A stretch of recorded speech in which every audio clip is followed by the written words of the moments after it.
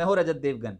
एक बड़ी खबर बाजार के लिहाज से अगले हफ्ते आ सकती है। जी हां, टीसीएस ये रहेगा रेडार पर। टाटा कंसल्टेंसी 12 जनवरी को अपने तिमाही नतीजे पेश करने जा रही है और साथ ही साथ 12 जनवरी को ही बोर्ड बैठक में हो सकता है कि बायबैक के प्रपोजल पे विचार हो। जी हां, देश की दूसरी सबसे बड़ी कंपनी मार्केट कैप के लिहाज से और आईटी सेक्टर की दिग्गज कंपनी अगर ये कह दे कि वो बायबैक करेगी और इसकी अनाउंसमेंट हो जाए तो लगभग तस्वीर बदल सकती है आईटी सेक्टर की। टीसीएस के अलावा HCL Technologies, Wipro, Infosys, Mindtree, इन तमाम बड़ी कंपनियों के नतीजे अगले हफ्ते हैं, तो आईटी सेक्टर तो रहने वाला है रडार पर। लेकिन अगर ये बायबैक की खबर आई तो पहले बायबैक ही समझते हैं होता क्या है।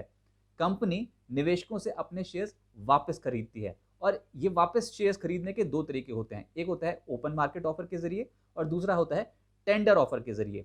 सबसे पहले ओपन मार्केट ऑफर।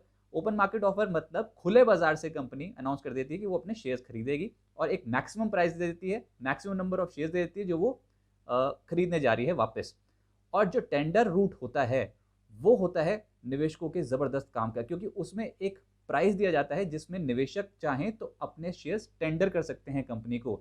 और अक्सर ये जो प्राइस दिया जाता है कंपनी की ओर से, ये मार्केट प्राइस से, मौजूदा मार्केट प्राइस से प्रीमियम पर होता है। अब अटकलें बहुत ज़्यादा गर्म हो गई हैं क्योंकि टीसीएस देश की सबसे बड़ी कंपनी है ही आईटी सेक्टर की, तो अटकलें तो लगेंगी ही।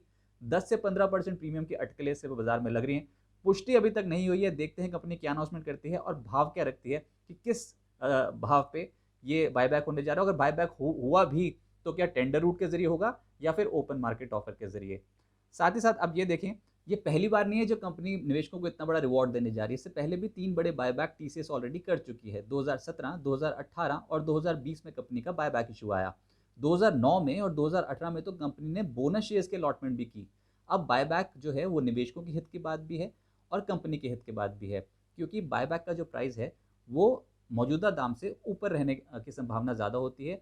लेकिन लॉन्ग टर्म के लिहाज से भी वैल्यूएशन मैट्रिक सुधरती हुई नजर आएगी, यानी कि मेजर रेशियोज में सुधार हो सकता है और एक टैक्स एफिशिएंट तरीका होता है निवेशकों को रिवॉर्ड करने का बायबैक। तो ये तमाम फैक्टर्स कंपनी के हित में भी और साथ साथ निवेशकों के हित में भी है। अच्छा, सबसे बड़ी हिस्सेदारी तो टाटा सन्स की ही है टीसीएस में, 72% के आसपास की।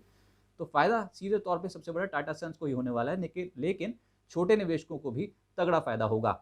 अब आईटी सेक्टर में बायबैक की, बोनसेस की हो सकता है कि होड़ लगती हुई नजर आए। वो इसलिए कि कंपनियां हैं, पूरे ही सेक्टर से जुड़ी हुई कंपनियां, वो बहुत बड़ी नकदी पे बैठी हैं, कैश रिजर्व्स बहुत ज़्यादा हैं।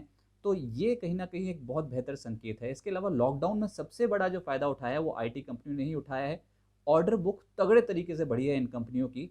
स्पेंडिंग, मेजर सेक्टर्स की जो आईटी स्पेंडिंग है वो बहुत ज़्यादा बढ़ती हुई नजर आई है और ये हायरिंग का जो आंकड़ा है ये लगातार कंपनियों में बढ़ता चला जा रहा है। हायरिंग आईटी कंपनियां तेजी से बढ़ा रही है, ये एक बहुत बेहतर संकेत है। अब रिजल्ट्स सीधे तौर पे इम्पैक्ट होंगे और तगड़े रिजल्ट्स हो सकता है कंपनियां पेश करते हुए नजर आएं अभी भी और हो सकता है अगली कुछ तिमाहियों तक भी।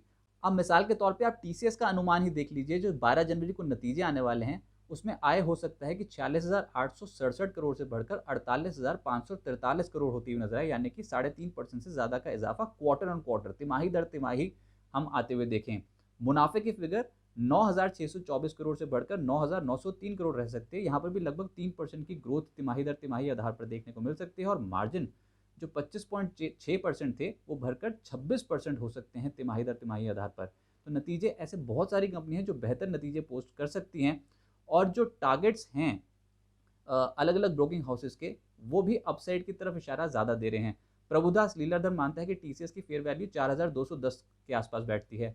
मोतीलाल ओसवाल मान रहा है कि 4,220 और एलारा कैपिटल 4,225 एक फेयर वैल्यू टीसीएस के लेके चल रहा है।